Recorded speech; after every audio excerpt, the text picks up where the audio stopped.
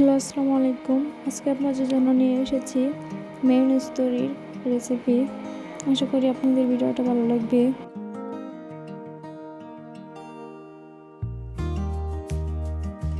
এখানে আমি দুটি ডিম নিয়ে নিয়েছি।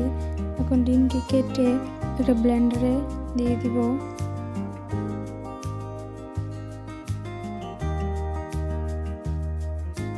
আমি দুটো ডিম কেটে দিয়ে দিয়েছি।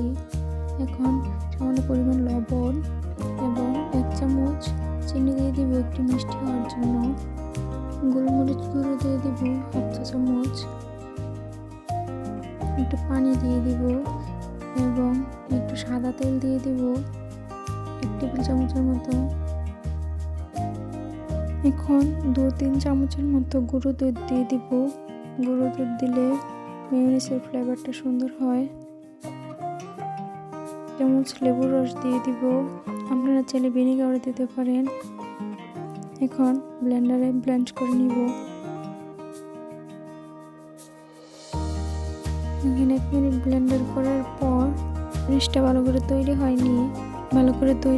এখন আবারও 5 থেকে 7 মিনিটের মতো ব্লেন্ড করে নিব এবং ব্লেন্ড করে নিয়ে আপনাদের দেখাচ্ছি।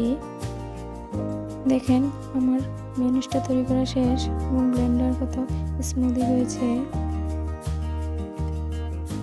মেয়োনিজ তৈরি করা শেষ। এখন বাটিতে ঢেলে নিব।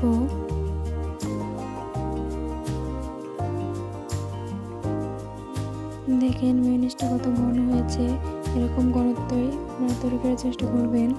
আশা করি আপনাদের ভিডিওটা ভালো লাগছে।